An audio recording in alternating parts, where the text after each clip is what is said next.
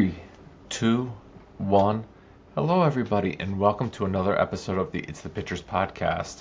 This is episode number 218. Today, we're going to talk about the legendary actress Meryl Streep. But before we get into our featured topic, I'm joined, as always, by my co-host Evan Crean. Hi, Evan.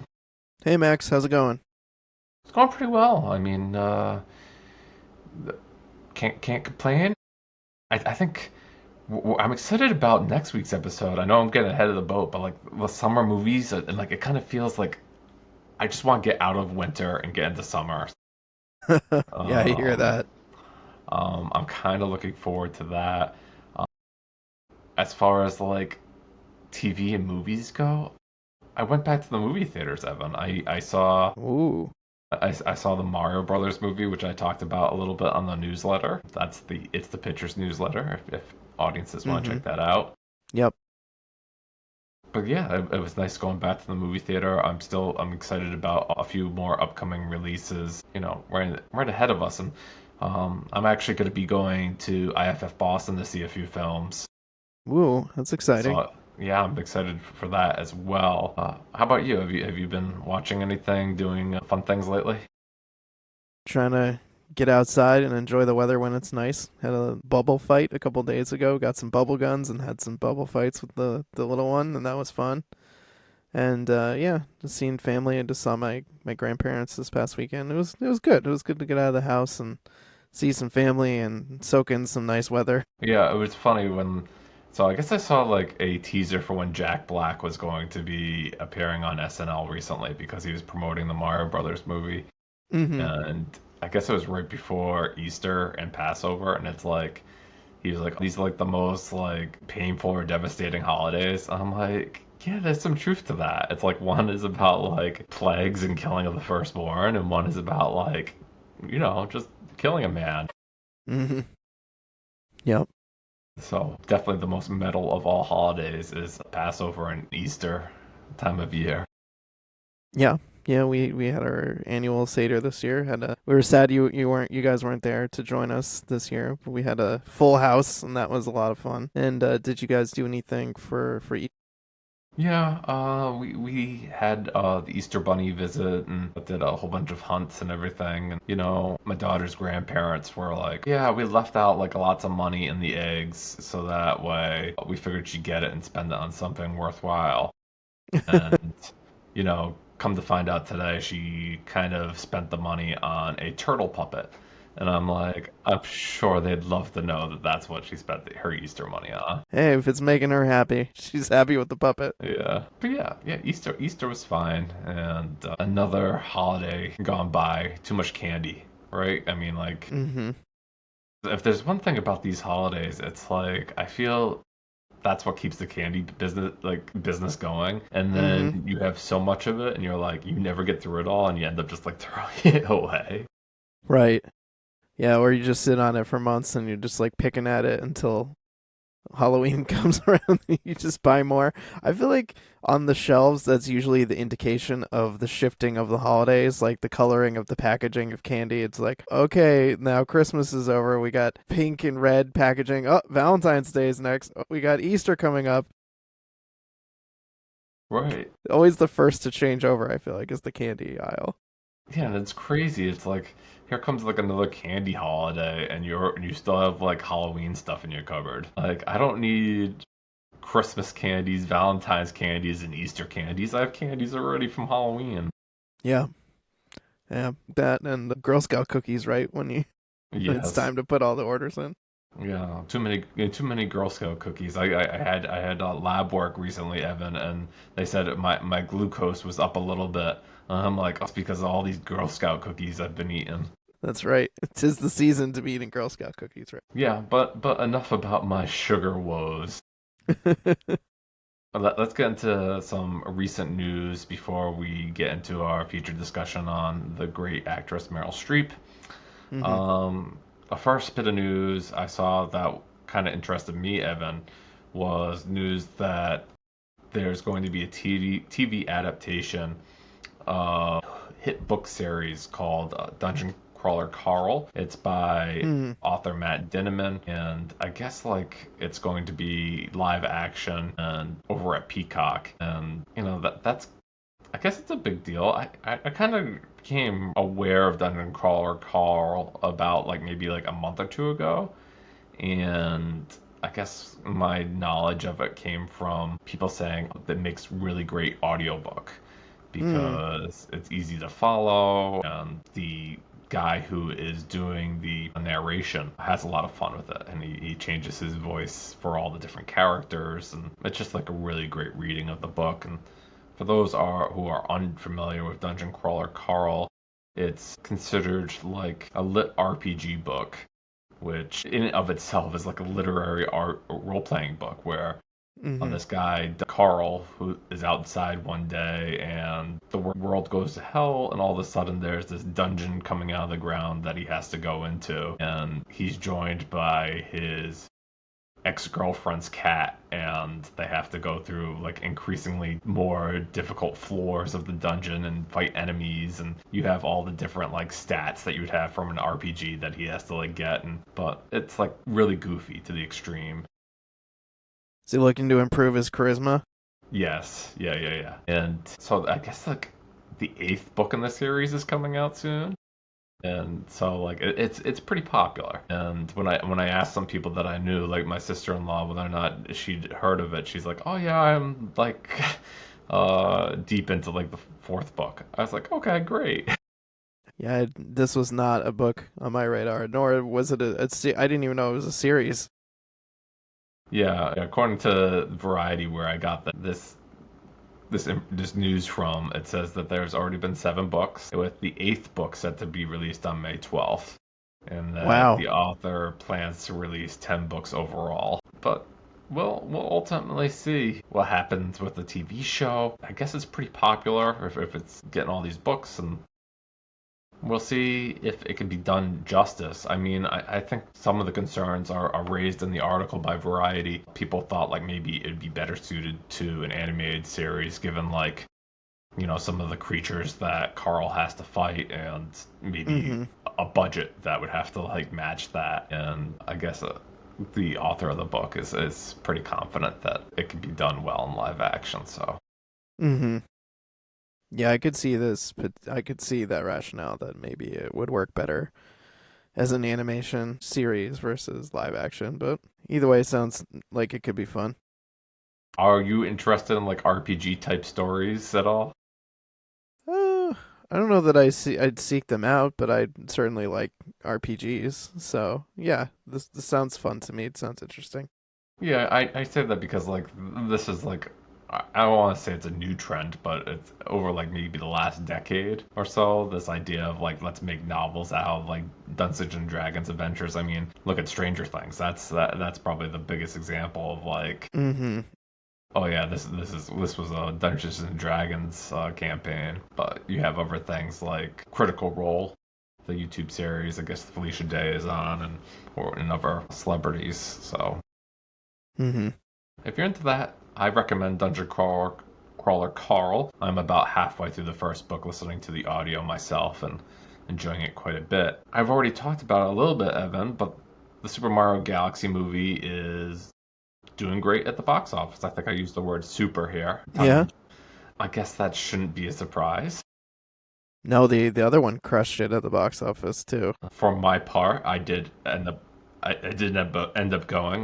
The whole family went, so we sat through the movie, and we generally had pretty good thoughts at the end of it. I wrote in my write-up about it that my daughter said that she wanted to be Rosalina for Halloween, and that was maybe worth sitting through the whole movie.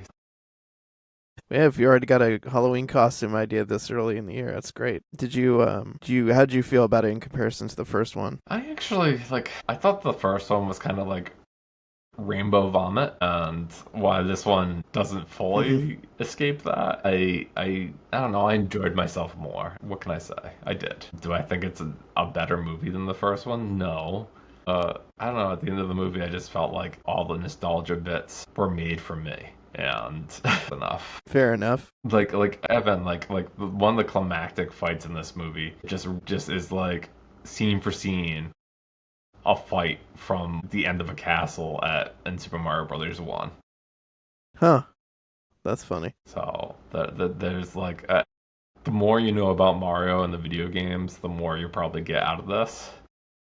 Mm-hmm. And if you don't know anything, yeah, won't be great.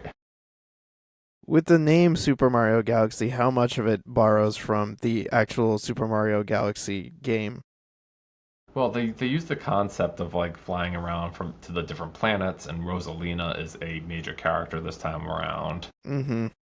She's voiced by Brie Larson. So I guess like that way it's really like using that Super Mario Galaxy idea, but Mm-hmm. they just throw everything they can think of at this movie. I guess 10 minutes into it, Yoshi shows up, and it's like Yoshi really has like no reason to be there other than like Yoshi's a cool character. Right. Yeah, And like this, doesn't Donald Glover do the voice of Yoshi?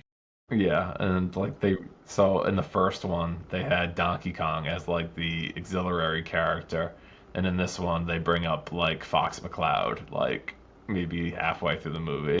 From Star Fox? Yeah, Okay. That was not what I was expecting you to say. I yeah, almost did a spit take with my water, actually. and he's voiced by what's his name, the Glenn guy from I kind of enjoy from Twisters. Glenn Powell. Yeah. Yeah, that's actually kind of funny. I feel like I was talking with Shauna the other day about Glenn Powell. It's like she's like, I can't stand that guy, and I'm like, yeah, I mean, I like him enough, but I feel like he's definitely overhyped in terms of the amount that people seem to generally love him versus like level of talent. Well, he does a fine Star Fox. Yeah, I could see that. And then finally, we used to do like a big episode here on It's the Pictures about the Cannes Film Festival. And I don't know, over the years it got a little tired because we were talking about movies that, John and I at the time couldn't see for months. Mm-hmm. And it's not like we were going to Cannes, so it didn't really matter. Mm-hmm. This year, they announced the first films coming to the festival, and not a lot of American names, not a lot of big splashy blockbusters. Like maybe some people thought like Spielberg's Disclosure Day would have possibly premiered at Cannes. Mm-hmm. That's not happening. But you got a lot of auteurs, if you will, like Asghar Farhadi, Pedro Mm-hmm. Almodovar. Yep. Did I see Coriata or someone else potentially? Corieda's in there. Laszlo Nemes, who did Son of Saul a few years ago, and in my opinion, hasn't done another good movie since then. Oops. Yeah, so there's a lot of interesting stuff. Some of the I saw that also included in like the Uncertain Regard, which is not like the main lineup, but in a different like lineup. Jane Schoenberg is having her Teenage Sex and Death at Camp Miasma play there. Cool. And I guess like another out of competition film that looked interesting was Her Private Hell, which is the new film by Nicholas Winding Refn, another guy who I really like to drive, but then I don't think I've liked any of his other movies or bothered with them at all. So Yeah, I was going to say, I don't even know that I liked to drive at the time when I saw it, but I feel like I've probably seen at least one of his other movies since then. I'm gonna go out a limb here, Evan, and say that whatever movie that Neon is distributing is probably going to win the Palme d'Or. Yeah? They've won or bought the Palme d'Or winner for the last 6 years now. So it seems like that's what they like to do. Yeah, that seems like a bit of a trend, perhaps. All right. But was there anything that I know that I probably sprung that on you, the Cannes Film Festival lineup? Is there like any directors who you really like in there that you were like, I'd want to see their next film or I mean, not what? especially, but I mean, like, Asghar Farhadi, like, he's an excellent director, so I mean, definitely interested. Almodovar, like, sometimes hit or miss me. It could be interesting. Coriata, I feel like all the people that I'm seeing in here, I'm like, liked some things they've done, other things I haven't liked. So it's like rolling the dice on like any one of those particular directors. Yeah, like I'm trying to look up the Powell Pawlowski. Yeah, and he directed Cold War, which I kind of liked, and Ida, which I liked. So, okay. So I like two of his movies. But yeah, I mean, we'll see. I feel like I often end up seeing whatever the stuff that's out of can until like late in the year when it's like officially award season. Yeah, yeah, that tracks because I think I don't normally see like the Cannes Film Festival winner until I go to Toronto in September if I go. Yeah, So, makes sense. all right. So let's go to our featured topic, which we're talking about Meryl Streep this week in honor of her upcoming sequel, The Devil Wears Prada 2. Looking at Meryl Streep's filmography, she doesn't do sequels that often. Yeah, it's true. Even when she was asked, I imagine, to do Mamma Mia 2, which would have been like the sequel to her biggest smash ever. She turned that down because why I don't know too much about Mamma Mia history. I do know that she is not alive in Mamma Mia 2. Mm. Um, so yeah, she doesn't do very many sequels. Yeah, I think I can respect that. But yeah, my curiosity is certainly piqued that she decided to do a Devil Wears Prada too. Yeah, according to her film history, Mamma Mia is easily her highest grossing film ever. But then Devil Wears Prada was her second biggest hit. Yeah, it's complicated. I'm surprised to see that up there on this list, Max. I knew that was kind of like a sleeper hit kind of movie, but I didn't realize it was that popular. Yeah, and Into the Woods had that Disney power behind it. Right. Yeah, musicals, man. They make money, I guess. Sometimes. Yeah. Not as much as some musicals would hope. I mean, like, I think Wicked made plenty of money, though. I'm sure that it did. I'm sure it made money hand over fist. Yeah, regardless of how much money her movies have made at the box office over the years, Meryl Streep holds the record for the most Academy Award nominations of any actor in history. And as of 2026, she has received a total of 21 film nominations. That's a lot. That's a lot of nominations. Right, and like you see it, and it's not just like a couple of let's hand her like a lot of Best Supporting Actress nominations because that's only 4. The majority of her nominations come from Best Actress category where she's been nominated 7. Yeah, one twice, one once in Best Supporting. I see. I think as trivia goes for the Oscars, I think one of the interesting trivia notes is that I think Frances McDormand has the most Oscars as an actress because she also produced Nomadland. So she got Okay. not only did she win the Oscar for like actress, but then she also got an Oscar when it won Best Picture. Okay. All right, Frances McDormand. All right, interesting. But yeah, which ones did she win for, Max? Did Meryl Streep win for? She's taken the Oscar home 3 times. Best Supporting Actress for Kramer versus Kramer, which, having seen that movie, yes, that is definitely a supporting actress role. And you know, it's funny, Evan, so many times these days there's like a fight with people like, oh, is that really supporting or is it really like lead? But like, yeah, I think that she's definitely makes a big impression for her time in Kramer versus Kramer. That's the divorce movie where I guess like this idea like she abandons her child. Mm-hmm. And Dustin Hoffman is like has to become like dad and like take over of like all the responsibilities. It's like a serious version of Big Daddy that came out years before Big Daddy. Yeah. Yeah, I've heard that movie is heavy. Yeah, it is. It's basically it's a big discussion about like I guess like how when there's a divorce, like women would always get the rights to the child because they're the maternal figure, and so there's this big argument in the movie about like whether or not he should get rights to their child. Mm-hmm. And then in '83, she won Best Actress for Sophie's Choice, which is a movie that Evan says is at least referenced often, but Right. Yeah, there's a lot of people who joke like, "Oh, it's a real Sophie's Choice." I wonder if it was a Sophie's Choice for them to choose her for Sophie's Choice. Yeah, I don't know. Like, I was having a discussion with Shannon before, like, this episode talking about Sophie's Choice. And, like, she thought, like, since it was used or how she's seen it, like, she thought it was like an abortion movie. And I'm like, I don't know. I don't think it is. And, like, come to find out, it's like Sophie's Choice is like, I guess she's at a concentration camp and she has to choose one of her two children to save. And, Mm, like, if she doesn't choose, they'll just kill them both. So she has to pick like one child over the other. And I'm yeah. like, yeah, I get where the drama is in that then. Mm-hmm. Yep. Boy, what a gut punch idea for a movie. Yeah.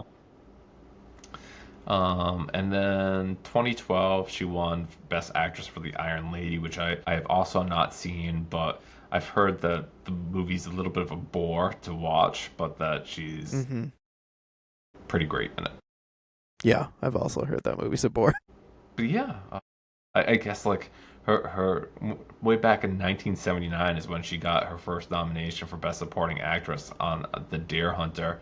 That's where she would meet her longtime partner. Well, I guess not long time. He unfortunately died pretty young, but um, he was he played Fredo in Godfather. Hmm. What was his name? It's escaping me, but I definitely need to bring it up here. John Cazale. Mm-hmm. John wasn't in very many features. The ones that he was in, like The Conversation, The Deer Mm-hmm. Hunter, Yeah, Dog Day Dog Day Afternoon. Afternoon. Yep. Strong batting average for, so short a career. Right, yeah, but he passed away very young. I don't think there's not been a lot of people attached romantically to Meryl Streep over the years until maybe more recently, where I guess like Martin Short was mentioned to be dating her because I guess since they were shooting together on Murders in the Building, they had a nice relationship together. I don't know where that is now. That's not for us. That's for People Magazine. Yeah. Yeah, I mean, Meryl Streep also has a couple of daughters who are, actresses in their own right and pop up in things, but they don't have the same last name, so it's like sometimes you can like Mamie Gummer. It's like, oh, okay, that wait a minute, she looks just like Meryl Streep, but wait a minute, okay, yeah, that's her. That's one of her daughters. Yeah, so and then she's been in a great deal of movies over the years. Not to mention like some of the ones that we already did, where we were big box office hits or you know prestigious roles. But she's certainly shown up in a lot of different movies. Mm-hmm. I think like I told Evan before the show that former podcast host and I, John Gilpatrick, he would tell me that like Julie and Julia was a very seminal movie for him because it like got him interested in journalism. And I'm looking at some of the other movies that on her letterbox that I really like, and I think Fantastic Mr. Fox is just great. That movie, Postcards from the Edge, is really really good. Never seen that one. Yeah, it's a Mike Nichols movie, and it's like, Do you like Mike Nichols? yeah, I guess it's like imagine if, I think if I remember correctly, it was like Debbie Reynolds and Carrie Fisher's relationship, but Mm, like Meryl Streep is playing like Carrie Fisher, gotcha. and Shirley MacLaine is playing Debbie Reynolds. Okay. So, and that perspective, it's really interesting. But Evan and I decided to watch a few movies that maybe we hadn't seen before of Meryl Mm-hmm. Streep's, or just ones that we thought were timely. That The Devil Wears Prada 2 is coming out. Right. Um, Evan, do you want to start with your watch of Devil Wears Prada?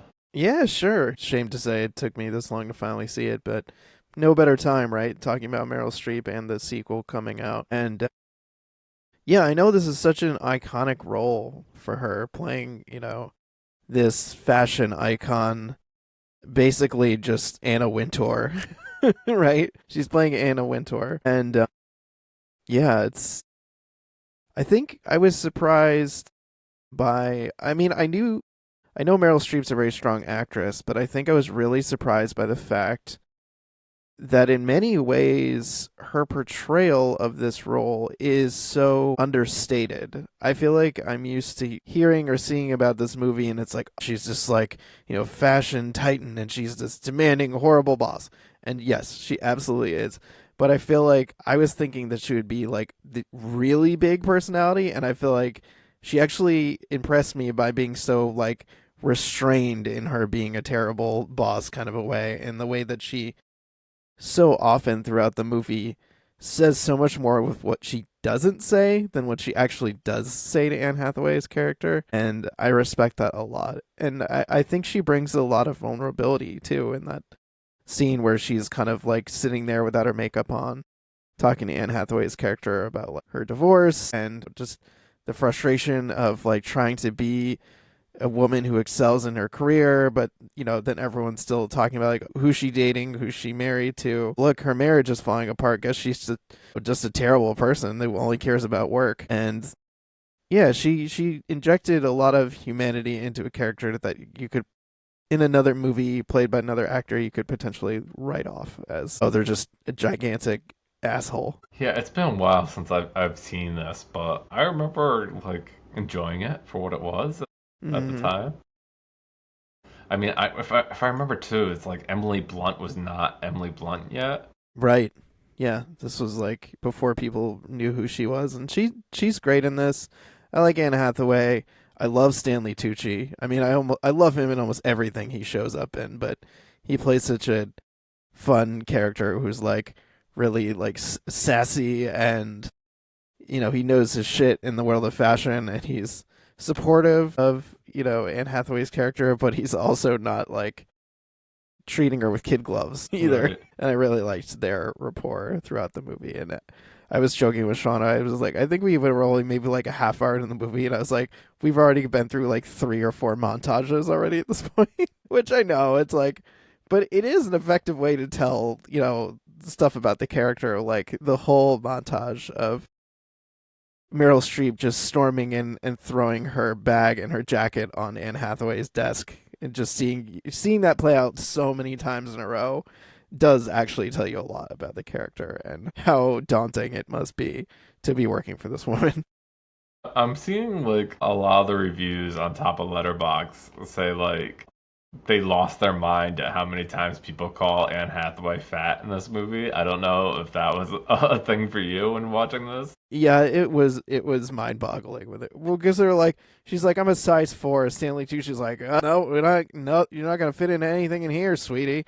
Like, what? Look, I know models are like crazy skinny, but that was just blowing my mind. And yeah, when people call her fat or frumpy or whatever it is that they're, because it's like, okay, I know that's part of the deal. I mean, it's like when Anne Hathaway's in Princess Diaries, right? And they give her like a unibrow and like frizzy hair or whatever. It's like, oh, we got to have something to start with to make over. It's like Anne Hathaway is a very naturally beautiful person, so like, yeah, of course they gotta have some room to move on this. So they're dress her in like loose fitting shirts and sweaters and stuff to make her look you know frumpy or dowdy. Yeah, and like I have a problem with that in another romantic comedy, which is like Love Actually. There's a bunch of stories, right? But there's one of like Hugh Hmm. Grant and like the woman he's seeing, and like nonstop the movie calls that woman fat, and I'm like, that is ridiculous.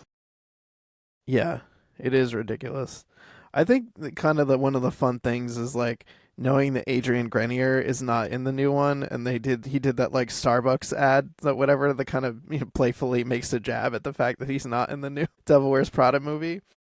But like I had read that people had critiques of his character not being supportive enough of Anne Hathaway's character, and I totally see it. In a way that I feel like when you watch it through the lens of when it came out, which was like 2005, right?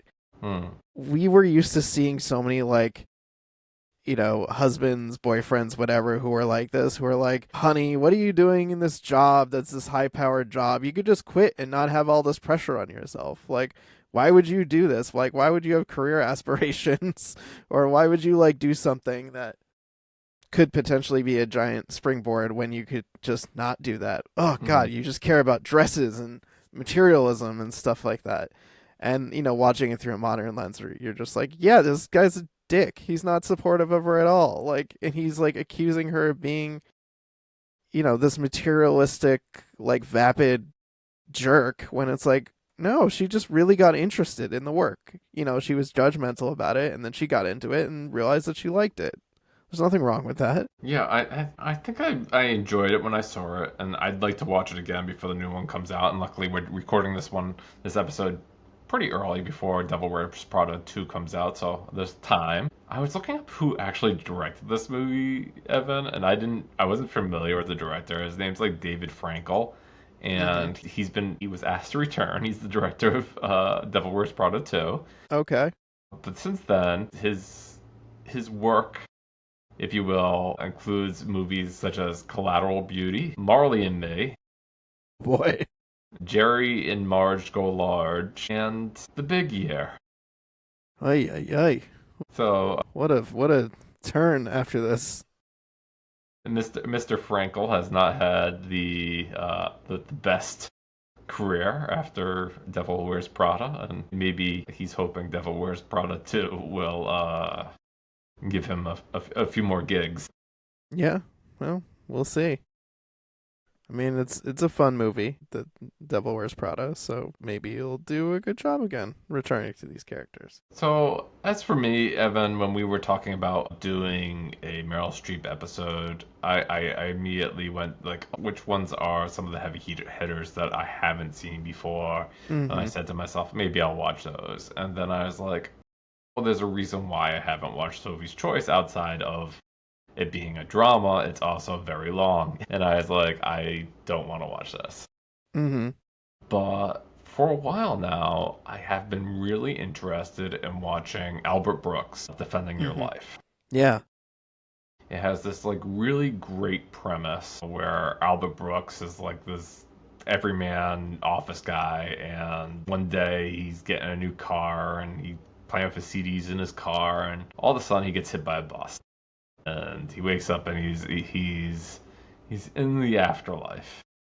But different than movies like Powell and Pressburger's A Matter of Life and Death, or Koreeda's Afterlife, or even 9 Days, which came out more recently, which I loved. Mm. This one, Brooks' character is in this new place called like Judgment City. And the idea is you go here for like, 5, 6 days, whatever days are in Judgment City, and you are asked to review certain parts of your life. And To defend them, right? To yes, yes, defend your life. yes. And the idea is if you are deemed to be, still needing work in the real world, then you'll just be like reincarnated. Mm-hmm. But if you have successfully defended yourself and proved that you're of a higher consciousness, because I guess like everyone, like one of the running gags in Judgment City, and like I guess Brooks' lawyer is played by Rip Torn. He's like, how much of a brain power do you think you use? And Albert Brooks is like, I don't know, 15%. And he's like, 3%. He's like, how much brain power do you think I use? He's like, I don't know. He's like, 50%. And he's like, whoa. And so like they're like, oh yeah, do you think you're ready to like expand your mind? But there's a lot of great jokes, and like Mm-hmm. Brooks' humor from the films that I've seen of his, like Lost in America and Mother, is kind of like he looks at himself through like a self-deprecating lens, and Yeah.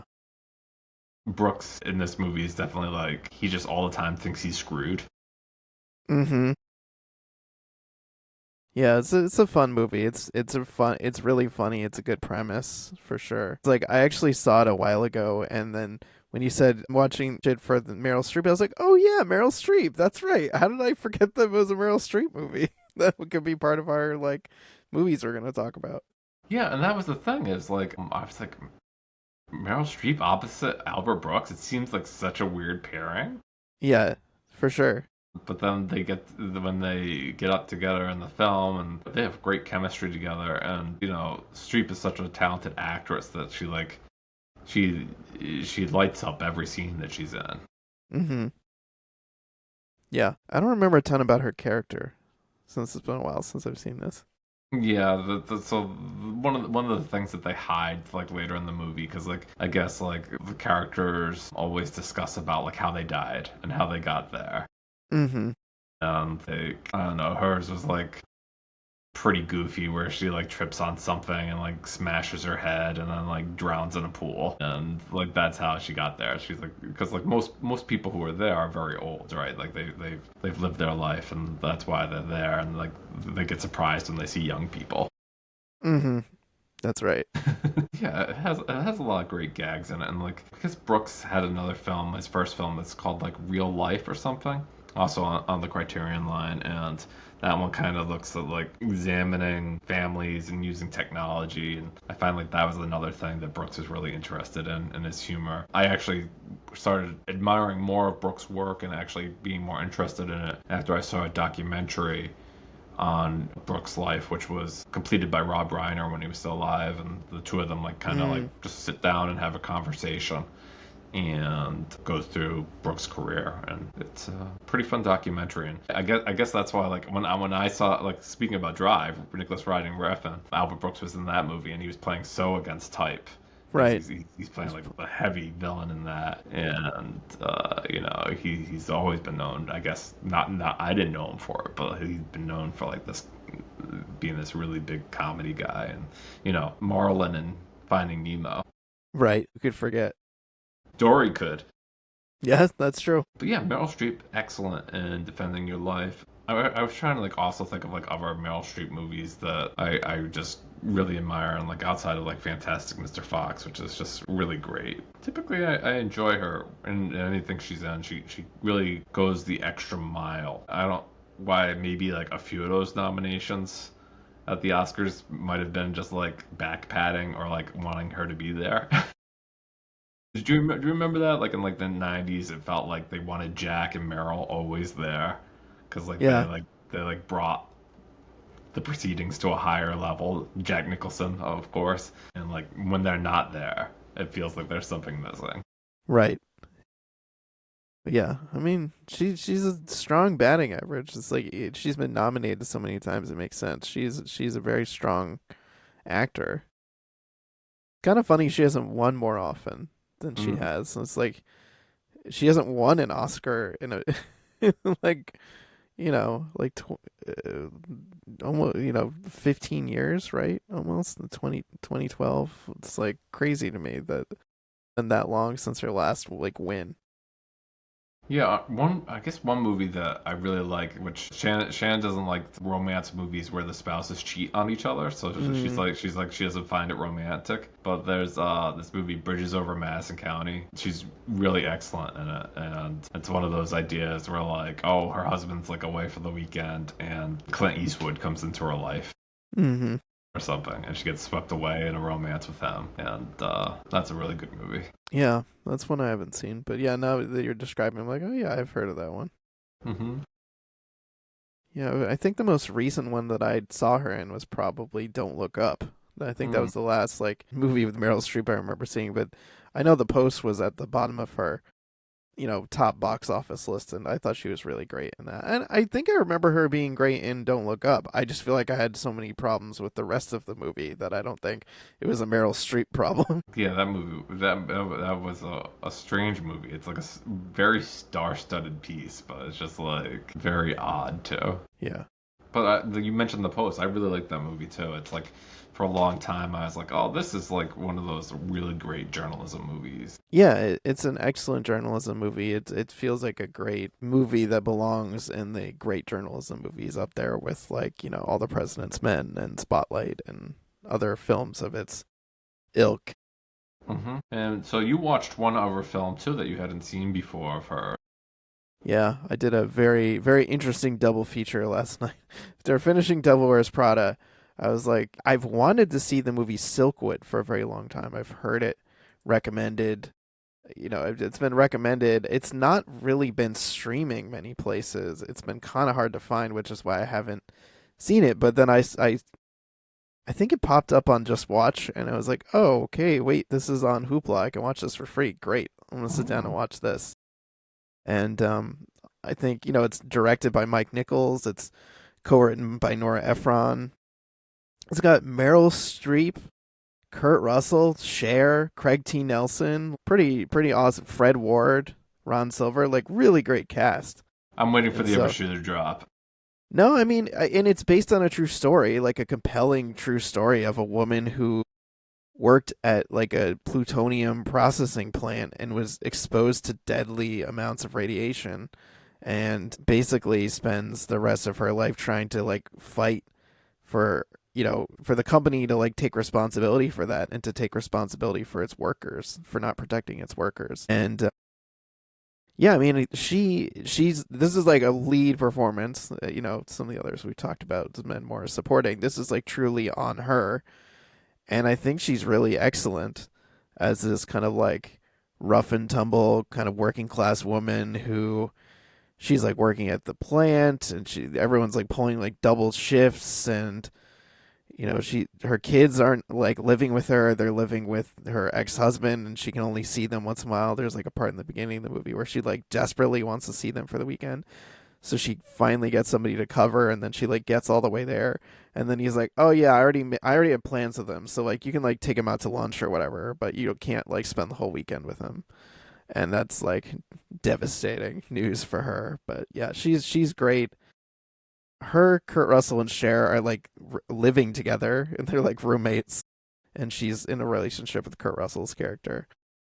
Yeah, it is a really interesting story. I really like ones that are about like corporate corruption and like people trying to take on, big business and whatnot. Yeah, I think Is it very my Aaron Brockovich? it is it feels kind of Aaron Brockovich for sure. She's still like working at the company and like trying to lead like union efforts. And I think my problem is it's just it's long and it's slow. Like this like very well acted. The story I think is compelling, but it is like slow, and I feel like it's like a 2 hour plus movie, and I feel like we don't get to like the really like interesting like meat of the story until the last like 30 minutes. Like Boy. yeah. So I think that's like my critique of it is that it takes too long to get to like the really compelling parts, which is like her starting to get really sick and, fighting, for workers' rights. Oh, I also forgot David Strathairn is one of the other people working on the line with her. There's so many great people in this movie, so many great like actors and character actors. Like you watch this and you'll be like, oh man, I recognize so many people in here. But yeah, Emmett Walsh is in this. He plays one of the people working for the company. It's just like it's so many people. But yeah, I think Meryl Streep is so good, and I was bummed out that it took so long to get to the like really good stuff. I feel like I was like watching this movie like waiting for it to start, and then it finally got to like the meat in the very last part. I hear you, but you did a very good job of selling me on watching this movie. So Yeah, I mean it's definitely interesting for sure. I mean, the fact that it's based on a true story, and the fact that the woman that it's about, Karen Silkwood, died under mysterious circumstances. The movie makes it seem like she was bumped off by like the company or people from the company to like keep her quiet, which is like if that's what happened in real life, yikes. yeah. But yeah, I mean Mike Nichols, Nora Ephron, that's already like a good starting combo there, and then like all these other people, it's like that damn. Yeah, I mean, even as a curio, I mean, I'd also be just like, yeah, I'd like to see it. Yeah, I'd be curious if you have the same issue with it, if you feel like it's too slow, or if you're satisfied by enough of the drama and some of the other stuff to kind of keep your interest sustained. All I'm right. so glad I saw it. So that's a little bit of our background on Meryl Streep. Of course, she has been in a number of excellent movies and is widely considered one of the best actresses of our time. Mm-hmm. One of her many films that you haven't seen yet, chances are, even if the film is slow, she's going to be excellent in it. Yeah. So check some of those older films out. Before we get to our what we've been watching section and talk about a little bit of some other movies we've been viewing lately, we're going to pause for station identification. You've been listening to the It's the Pictures podcast. You can email us at it'sthepictures@gmail.com. You can follow us over at Letterboxd, on Blue Sky, It's the Pick Pod, or It's the Pictures. Mm-hmm.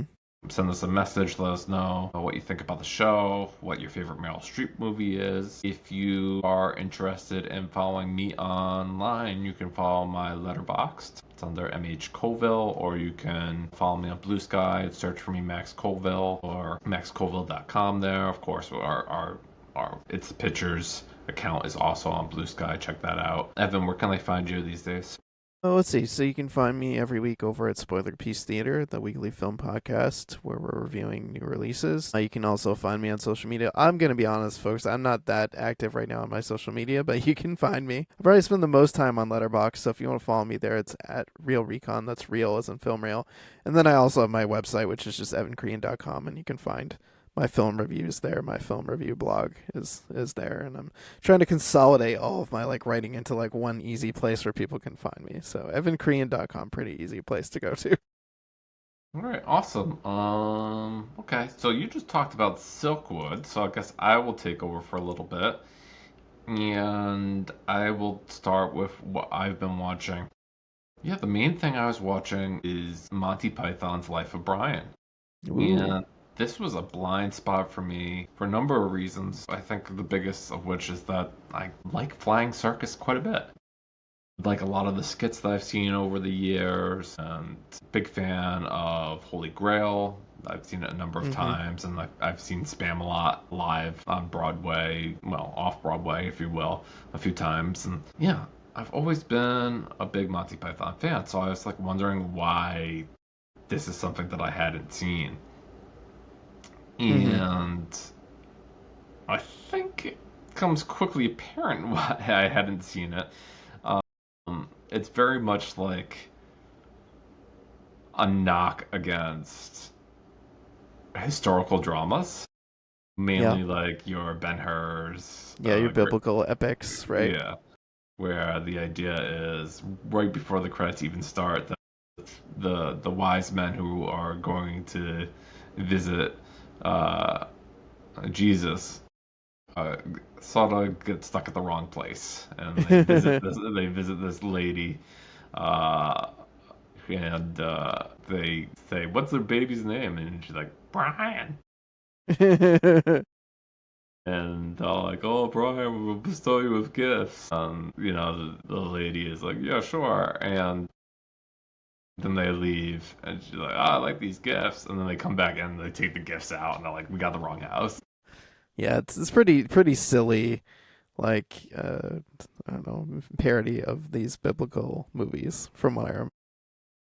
Yeah, and I guess like Brian goes on and has a life, and he falls in with different people who are trying to get the Romans out of town, and there's this big joke scene where they're talking about like people in Rome, and it gets a chuckle that like one of the characters' names is like Biggest Dickus. And like they're like no laughing or you'll be executed, and they're like trying not to laugh about Biggest Dickus, and I'm like, this is potty humor, but it's hilarious. Yeah, I'm like, yeah, it is. It's silly stuff. Or there's what isn't there? There's like the one group that's called the People's Front of Judea, and the other group's the Judean People's Front. They're arguing yeah, back and forth. yes, they're like, we're not that other group. Yeah. Very much so. Yeah, and then like it gets to a point where like I guess Brian gets in a situation where they think he's the Messiah, and they start chasing him down, and comes to like the end scene, which I guess was controversial at the time, and I guess like it can still be seen as controversial, where like he's been put on the crucifix, and like there's other people, like, just all bunch of people hanging out on crucifixes all around, and this guy's like, you gotta look on the bright side of life, and then like the famous like always look on the bright side of life song comes on, and they all start singing while they're on crucifixes. Yeah. Like, this is wild. Did you like it? Did you like the movie, or you were like, no, this is just not good? No, I will tell you, the first time I saw Holy Grail, I thought it was bad. I did not like it. And like it took like a rewatch or two to like be like, oh, this was supposed to be dumb, and they're not supposed to get the Grail. This is like it's okay that it's like this. And I think like once I can notice the rhythms and what Life of Brian is going for, I can appreciate it a lot more Yeah. than my first watch. But yeah, there's a lot of gags in it that I did find very funny, even on a first watch. Mm-hmm. Yeah, I think if I think about the Monty Python movies, I think my favorite's honestly Meaning of Life. I think that's my favorite Monty Python, but I also really like Holy Grail. And this is definitely like below that. Life of Brian definitely below. But one of the things I thought was really interesting, Evan, was when I was watching it and like the executive producers came on, like Mm-hmm. George Harrison from the Beatles Yeah. is the executive producer of this movie. And I'm like, what was he like really good friends with like Monty Python or like I mean, they're British, right? They could have yeah, been pals. right, right.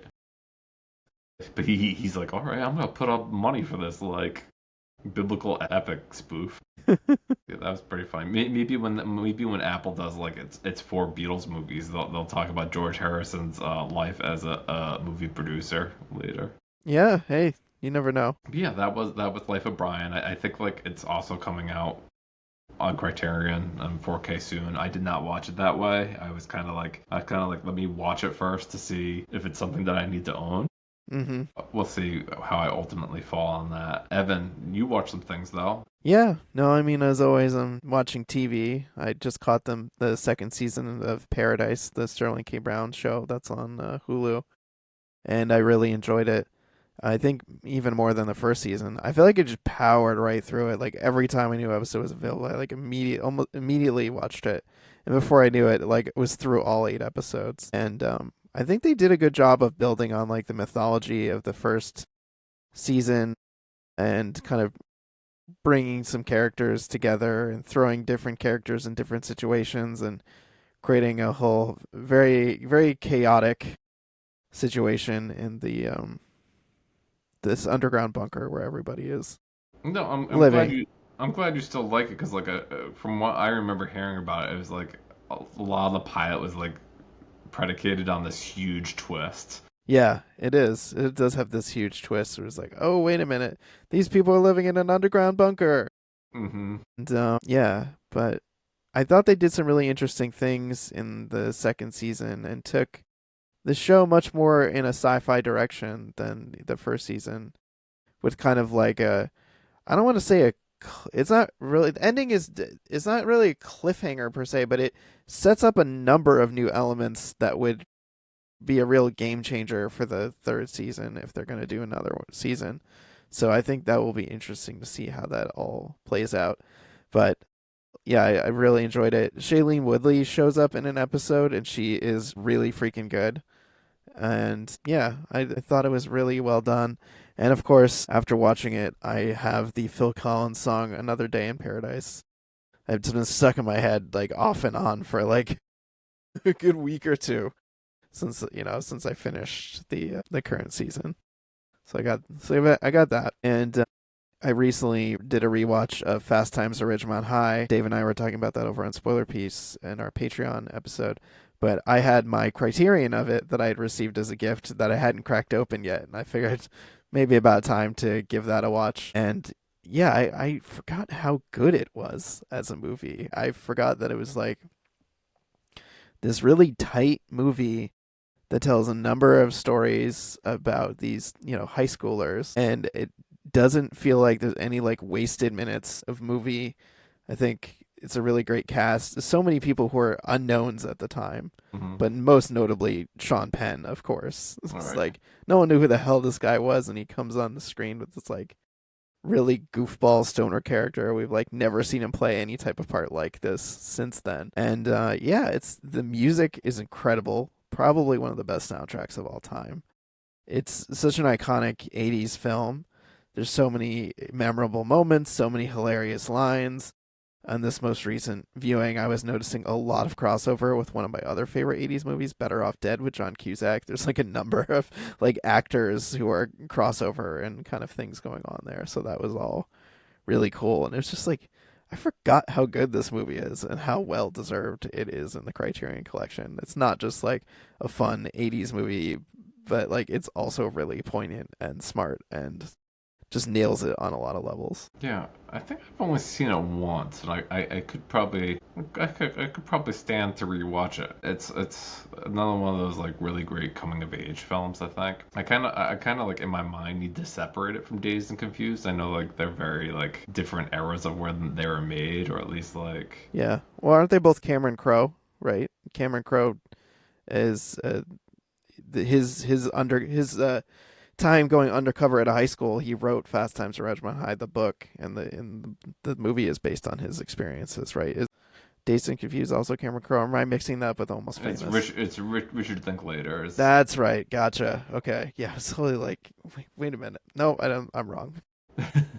Yeah, which you know, Days of Confused also has like the standout what's it, McConaughey performance, who's like, oh, we didn't know who he was, and like he becomes huge. So Yeah. Well, I feel like it's kind of funny because like the other, I mean, we have Jennifer Jason Leigh in Fast Times at Ridgemont High, and she also like blew up and became ultra famous. But I feel like a lot of the other supporting people, it's like, I mean, Forrest Whitaker did. He went on to have like a really like big career, but somebody like Judge Reinhold was like big in the '80s, but like, yeah, big and in the you know, 80s. bye bye. We didn't see much from him in other years.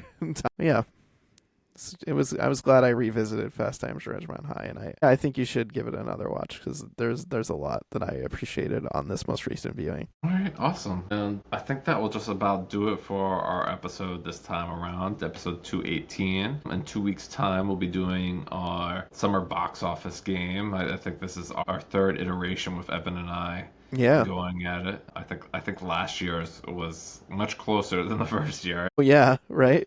Yeah. And I think this year will be even closer. A lot of heavy hitter movies coming out this summer, whether it be Supergirl, Toy Story 5, Minions and Monsters, The Mm-hmm. Mandalorian and Grogu. Certainly, a Mm-hmm. lot of those movies will certainly be in conversation, I'm sure. Yeah. I'm excited. All right. I hope everybody has enjoyed this episode, and we'll talk to you again soon. See you next time.